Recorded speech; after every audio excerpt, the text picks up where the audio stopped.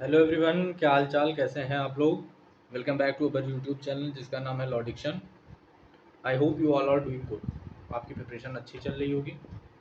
ठीक है, चलिए आज के इस सेशन में हम देखने वाले हैं नेगोशिएबल इंस्ट्रूमेंट एक्ट 1881। ठीक है, पहले ही बता दूं, हम आज सिर्फ एनआई को ओवरव्यू करेंगे, देखेंगे ये एनआई बना क्यों, क्या ज़रूरत पड़ी कि इस एक्ट को लाना पड़ा, इसका मेन मोटो क्या है। ठीक है, जैसा कि मैं आपको बार बार रिपीट करता हूँ कि कुछ चीज़ें होती हैं, कुछ चीज़ें ऐसी होती हैं, जब भी आप उस एक्ट को पढ़ने जाइए तो सबसे पहले वो जान लीजिए। जैसे कि भैया ये एक्ट बना क्यों, क्या पर्पस था, या हमारी कौन सी ऐसी प्रॉब्लम थी जिसको ये सॉल्व करना चाह रहा था। ठीक है, फिर इसके बाद आप उनके प्रोसीजर को अच्छे से समझ पाएंगे। सेकेंड थिंग कि भैया उसमें कितने चैप्टर्स हैं। जैसे इसमें आपके पास 17 चैप्टर्स हैं, सेक्शंस कितने हैं 148। और मैं बार बार अपने लाइव क्लास में भी यही बताता हूँ, और जैसे कि मैं टेलीग्राम पे आपको बताया हूँ कि इंडेक्स कैसे नोट करें, ये सारी चीज़ें। तो देखिए, चैप्टर, सेक्शंस, इन्फोर्समेंट डेट, ये सारी चीज़ें ऐसी होती हैं कि आप अपने एक्ट के कवर पे ही नोट डाउन कर दीजिए। जितने भी आपके पास बेयर एक्ट हैं, जिन भी सब्जेक्ट्स को आप पढ़ने जा रहे हैं, उनके चैप्टर्स कितने हैं, सेक्शंस कितने हैं, उनको आप अपने कवर पे ही नोट डाउन कर दीजिए। इससे क्या होगा, आप जितनी बार बेयर एक्ट को देखेंगे आपको ये सारी चीज़ें दिख जाएंगी। और आपको तो पता ही है, प्रीलिम्स में यहाँ से तो क्वेश्चन पक्के हैं, आएंगे ही। ठीक है, एक ही क्वेश्चन है लेकिन ज़रूर पूछेगा भैया इसमें कितने चैप्टर हैं या इसमें कितने सेक्शंस हैं। ठीक है, तो चलिए अब हम आते हैं मेन मुद्दे की बात, नेगोशिएबल इंस्ट्रूमेंट एक्ट। पहले तो ये समझ लें नेगोशिएबल क्या होता है और इंस्ट्रूमेंट क्या होता है। ठीक है, अगर हम एनआई के अंदर बात करें तो नेगोशिएबल का मतलब होता है ट्रांसफरेबल, ट्रांसफरेबल। ठीक है, और अगर हम इंस्ट्रूमेंट की बात करें तो होता है डॉक्यूमेंट, लेकिन कैसा डॉक्यूमेंट, तो भैया रिटन डॉक्यूमेंट। ठीक है, आसान सी भाषा में कहें तो ट्रांसफरेबल रिटन डॉक्यूमेंट। ठीक है, चलिए अब हम पहले ये जान लेते हैं कि एनआई को लाया क्यों गया था। देखिए पहले क्या होता था, जब हमारे पास ये ऑनलाइन का ज़माना नहीं था, चीज़ें 1 to 1 होती थी, तो हम कोई चीज़ का लेन देन करते थे और उसमें अगर हमें पे करना पड़ता था किसी चीज़ों को, तो हम कैसे करते थे, कैश के माध्यम से। ठीक है, अब सपोज करिए ए है और बी है, ए को बी से क्या लेना है, लैंड लेना है। ए को बी से लैंड परचेज करना है। बी ने बोल दिया भैया 20 लाख रुपए दाम है मेरे लैंड का, मेरी ज़मीन का 20 लाख है। अब ए को क्या करना पड़ता था, 20 लाख कैरी करके लेके जाके इन्हें देना पड़ता था। ठीक है, कैरी ऑफ कैश का टाइम था, आपको सारे ट्रांजेक्शन्स कैश में करने पड़ते थे, तो इसमें काफ़ी सारे इश्यूज आते थे। फर्स्ट ऑफ ऑल आप कहीं ट्रैवल कर रहे हो एक जहाँ से दूसरी जहाँ तक, तो अगर आपके पास ज़्यादा अमाउंट में कैश है तो आप थोड़ा सा इनसिक्योर फील करते हो, कंफर्टेबल नहीं रहते हो। ठीक है, फिर पैसे गिनने में टाइम वेस्ट होते थे, उनको आराम से लेके जाना पड़ता था, और बैंक में काफ़ी सारे स्पेस चाहिए रहते थे कैश को रखने के लिए, तो ये सारे दिक्कत आते थे। ठीक है, तो अगर हम ये कहें कि एनआई एक्ट बना था कैरी ऑफ कैश को रिड्यूस करने के लिए, कम करने के लिए, उनको रिड्यूस करने के लिए, तो ये कहना क्या सही होगा, तो जी हाँ बिल्कुल, कैश को रिड्यूस करने के लिए ही एनआई का फॉर्म हुआ था। Are you getting my point. चलिए एक एग्जांपल के साथ देखते हैं। अब मान लीजिए ए को बी से 20 लाख लेना है, क्या देना है, जो भी है। अब उस टाइम पे क्या चल रहा था, कैश चल रहा था, कैश ही देना था। लेकिन अब क्या हो गया है, चेक का ऑप्शन हो गया है। आपको बस एक ऐसा कुछ कागज है बैंक की तरफ से मिला हुआ है, यहाँ पे लिखना है कि आई जिस व्यक्ति को लिख देना है, जिस व्यक्ति को, जैसे बी को अगर 20 लाख देना है तो बी का नाम यहाँ फिल कर दीजिए, यहाँ पे 20 लाख फिल कर दीजिए और यहाँ पे अपना सिग्नेचर कर दीजिए। सिंपल सी बात। अब आपको कोई कैश लेके ट्रैवल नहीं करना है, आपको बस अपना एक चेकबुक है उसको लेके चलना है। और ये चेकबुक अगर कोई पा गया या गिर गया तो कोई मिसयूज भी नहीं कर सकता है इसका, क्योंकि इस पर आपका साइन होना जरूरी है। ठीक है, समझ में आया? तो एनआई एक्ट क्यों फॉर्म किया गया था? एक तरीके से कैश को रिड्यूस करने के लिए। अब जैसे आज के टाइम पे फ़ोन पे, गूगल पे, पेटीएम, आपको किसी को भी अब कैश देने की ज़रूरत नहीं है, सब लोग यूज़ कर रहे हैं, आप ट्रांसफ़र कर दे रहे हैं, जितना भी अमाउंट करना है कर दे रहे हैं। ठीक है, आई होप आपको थोड़ा सा क्लियर हुआ होगा कि एनआई एक्ट क्यों बना था। ठीक है, चलिए थोड़ा आगे देखेंगे हम। वैसे तो नेगोशिएबल इंस्ट्रूमेंट में काफ़ी सारे इंस्ट्रूमेंट्स हैं, लेकिन जो बेसिकली आपके इस एक्ट में दिया गया है और जो आपको पढ़ना है और जो आपके एग्ज़ाम में आएगा, वो 3 चीज़ों पे बात करता है बेसिकली। कौन से? प्रॉमिसरी नोट, ठीक है, second bill of exchange, bill of exchange, and third cheque की बात करता है, चेक की बात करता है। ठीक है, तो हम ऐसा कह सकते हैं कि NI act deals with 3 types of instrument in this act. ठीक है, हालांकि काफ़ी सारे ऐसे इंस्ट्रूमेंट हैं जो एनआई डील करता है, लेकिन जो आपको अभी जानना है, अभी पढ़ना है, वो ये 3 है। ठीक है, सादी सी बात। चलिए थोड़ा थोड़ा इनको देखेंगे, प्रॉमिसनरी नोट को देखेंगे, बिल ऑफ एक्सचेंज को देखेंगे और चेक को देखेंगे, ये काम कैसे करते हैं और एनआई में इन्हें क्या क्या जिम्मेदारी दी गई है। क्लियर? आगे बढ़े, आइए।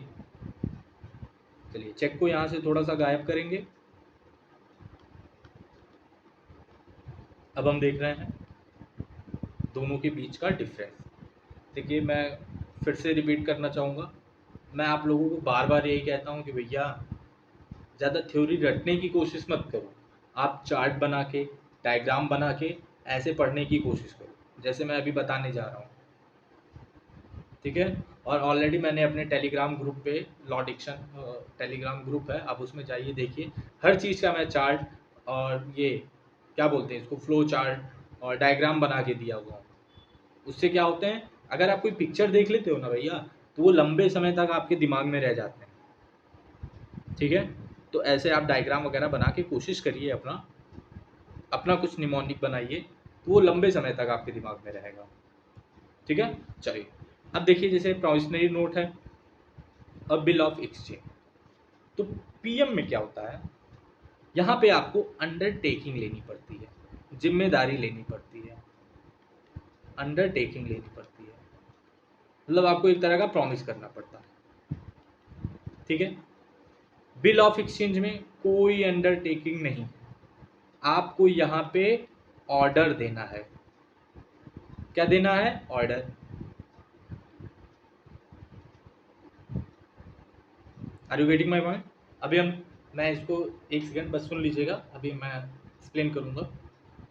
प्रॉमिसनरी नोट में क्या होता है, अंडरटेकिंग लेना पड़ता है आपको, बिल ऑफ एक्सचेंज में ऑर्डर देना पड़ता है। ठीक है, जैसे मान लीजिए ये पेपर था आपका, स्टाम्प था, आप कह रहे हो आई अंडरटेकिंग टू पे 20 लाख रुपीज टू अ, मैं एक को 20 लाख रुपया देने की जिम्मेदारी लेता हूँ।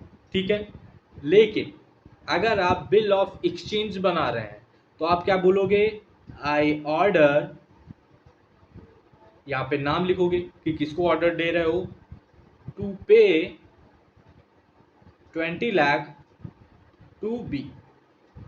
ठीक है, चलिए अभी बिल ऑफ एक्सचेंज को हम लोग ना एक सेकंड यहाँ पे होल्ड करेंगे और वापस से आके फिर देखेंगे। ठीक है, उसके पहले प्रॉमिसरी नोट आपको मैं एक्सप्लेन कर दे रहा हूँ कि भैया इसमें पार्टीज कौन कौन से होते हैं। तो 2 तरीके के लोग होते हैं, पहला जो होता है वो होता है मेकर ऑफ प्रॉमिसरी नोट, ठीक है, जो ये बना रहा है कि भैया मैं आपको 20 लाख रुपए दूंगा, ठीक है, तो मैं क्या हो गया, maker of the promissory note. अब ये पैसा जिसको मिलेगा वो कौन होगा, पेई होगा, ठीक है। तो क्या हम ये बोल सकते हैं भैया प्रॉमिसरी नोट में दो पार्टीज होते हैं, ये कहना सही होगा? तो जी हाँ। लेकिन अगर हम बिल ऑफ एक्सचेंज की बात करें तो इसमें पार्टीज तीन तरीके के होते हैं, दो भी होते हैं लेकिन तीन भी होते हैं, ठीक है। चलिए एक एग्जांपल के साथ हम लोग देखेंगे बिल ऑफ एक्सचेंज, ठीक है। सपोज करिए ये भाई साहब ए हैं, जस्ट सेकेंड, ए है, ठीक है, बी है। ए ने बी से क्या किया, लैंड लिया, जमीन लिया, ठीक है। अब ए को क्या करना है, बी को 20 लाख रुपए देने हैं। तो एक तो भाई साहब कैश दे सकते हैं, वो तो पता ही है, लेकिन अगर एनआई के एक्ट में देखें तो हमको दिख रहा है कि भैया प्रॉमिसनरी नोट बना सकते हैं, ठीक है, कि भैया आई अंडरटेकिंग टू पे 20 लाख टू बी, एक तो ये हो गया, बी इससे खुश हो जाएगा, ठीक है। अब सपोज करिए ए को क्या करना था, सी से 20 लाख रुपए लेने थे, लेकिन 2 महीने बाद या 1 महीने बाद या 1 हफ्ते बाद। तो ए ने क्या किया, बी से बोला कि भाई मैं तुमको एक बिल ऑफ एक्सचेंज बना के दे रहा हूं कि तुम सी से जाके 20 लाख रुपए ले लेना, ठीक है। ए ने क्या कहा बी से कि भैया मैं तुमको बिल ऑफ एक्सचेंज बना के दे रहा हूं और तुम ये पैसा जाके सी से ले लेना, ठीक है। अब देखिए यहाँ पे आ जाइए वापस, बिल ऑफ एक्सचेंज में क्या हुआ था, आई ऑर्डर सी, इस सी को मैंने बोला कि भैया तुम बी को जाके पैसे दे देना, बी को पैसे दे देना, ठीक है। जस्ट सेकेंड, थोड़ा सा और यहाँ पे आ जाते हैं फिर अच्छे से देखते हैं। प्रॉमिसनरी नोट में क्या था, ए ने डायरेक्ट बी को बोल दिया कि मैं जिम्मेदारी ले रहा हूं, मैं तुम्हें पैसा दूंगा, ठीक है। प्रॉमिसनरी नोट में क्या हुआ था, ए ने खुद के ऊपर ये लायबिलिटी ली, खुद अंडरटेकिंग लिया कि भैया मैं तुमको पैसा दूंगा, लेकिन बिल ऑफ एक्सचेंज में क्या कहा कि भैया तीसरा पार्टी तुम्हें पैसा देगा, ठीक है। तो ये थर्ड पार्टी को क्या बोलेंगे यहाँ पे, ड्रॉई, ठीक है।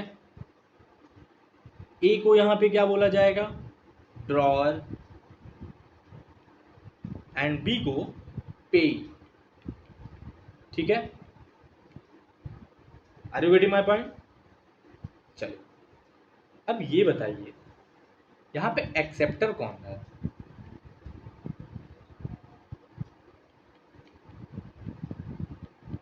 थोड़ा सा 1 सेकंड के लिए वीडियो को पॉज करिए और सोचिए ए, बी और सी में एक्सेप्टर कौन है। देखिए लॉ कुछ और नहीं है, लॉ में आपको सिर्फ अपना कॉमन सेंस लगाना है, ठीक है। अब ए है, ए अथॉरिटी दे रहा है कि भैया मैं तुमको पैसा दूंगा, तो ऑब्वियस सी बात है ये कुछ एक्सेप्ट नहीं करेगा। बी जिसको पैसा मिल रहा है क्या वो भी कुछ एक्सेप्ट करेगा? नहीं। कौन एक्सेप्ट करेगा? सी, जिसके पास बिल ऑफ एक्सचेंज जा रहा है कि भाई साहब तुम बी को 20 लाख रुपए दे देना, तब तो जाके सी जो है वो एक्सेप्ट करेगा, हाँ ठीक है भैया मैं तुमको 20 लाख रुपए दे दूंगा, ठीक है। जब तक सी एक्सेप्ट नहीं कर लेगा बी से कि ठीक है भैया मैं आपको 20 लाख रुपए दे दूंगा। अब जैसे कि अब मैंने कोई बिल ऑफ एक्सचेंज बना दिया कि आई ऑर्डर सी टू पे 20 लाख रुपीज टू बी। अब बी गया सी के पास कि भैया तुम हमको 20 लाख रुपए दे दो, और वो ए भाई साहब जो थे वो हमसे बोले हैं। अब सपोज करो मैंने क्या किया, मैंने आपसे बोला कि भैया आप एक काम करो, मेरा ये दोस्त है अंकित नाम है, आप इससे जाके 20 लाख रुपए ले लो। अब आप अंकित के पास जाओगे तो अंकित क्या करेगा, मार के भगाएगा ही ना। अब मैं यहाँ से फिर फ़ोन करूँगा कि भाई अंकित, जो तुम मेरा 20 लाख रुपए बाकी थे तुम इसको दे दो। अब अंकित अगर आपके सामने बोल दिया कि हाँ ठीक है भाई साहब, मैं 20 लाख रुपए जो उन्हें देने थे मैं आपको दे दूंगा, ठीक है, तो अंकित ने क्या किया है, एक्सेप्ट किया है। तो इसलिए यहाँ पे एक्सेप्टर कौन हो गया, ड्रॉई हो गया। ये याद रखिएगा, ये प्रीलिम्स का क्वेश्चन है, पूछे गए हैं और पूछे जाएंगे भी। तो बेसिकली ये डिफरेंस है प्रॉमिसनरी नोट और बिल ऑफ एक्सचेंज में, ठीक है। बिल ऑफ एक्सचेंज में 3 पार्टीज भी हो सकते हैं, प्रॉमिसनरी नोट में 2 पार्टीज होते हैं, ठीक है, क्लियर। चलिए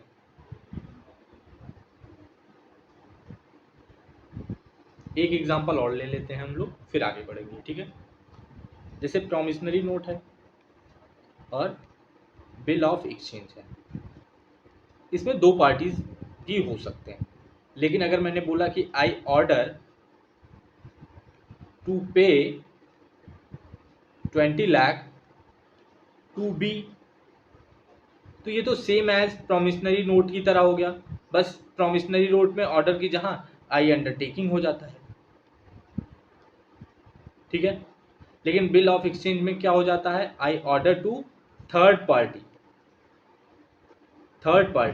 टू पे दिस, ठीक है। तो ये बेसिक डिफरेंस है प्रॉमिसनरी नोट का और बिल ऑफ एक्सचेंज का, ठीक है। I hope you are clear. चलिए आगे बढ़ते हैं, लास्ट पॉइंट आज का, चेक।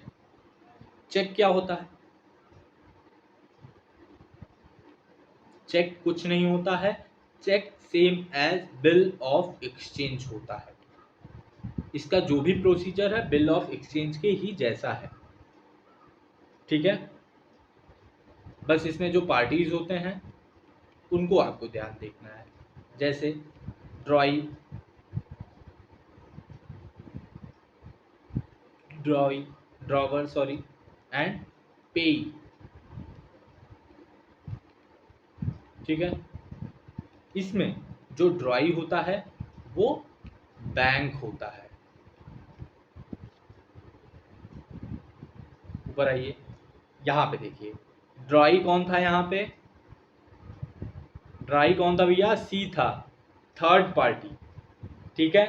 ड्रॉवर जैसे यहाँ पे ए था और जैसे यहाँ पे बी पे था, सेम एज चेक में भी आपको देखने को मिलेगा कि ड्रॉयर जो रहता है भाई वो ए है, पेई जो है वो बी है। कैसे, तो ये समझ लीजिए ए ने बी को क्या किया, एक चेक दिया, बी को एक चेक दिया कि तुम जाके बैंक से पैसा ले लो। बी कहाँ गया, सी के पास, सी यानी कौन हो गया, अब यहाँ पे बैंक हो गया है। तो ड्रॉई ड्रॉई कौन हो गया, बैंक, और ड्रॉअर कौन होगा, ए यानी जिसका इस बैंक में अकाउंट है, ठीक है। ड्रॉई कौन हुआ, बैंक हुआ, थर्ड पार्टी। आपने जिसको चेक दिया है, ठीक है, वो पे ही हो गया, इसको मिलेगा, क्लियर। मैं जो दे रहा हूं मैं क्या हो गया, ड्रॉअर कौन सा, कि भैया जिस बैंक में मेरा अकाउंट है, ठीक है। I hope clear. चलिए आज के सेशन में बस इतना ही, बाकी के आगे की क्लास में हम लोग हर एक सेक्शन को अच्छे से एक्सप्लेन करके समझ के तब आगे बढ़ेंगे, ठीक है। चलिए bye bye, take care, have a good day.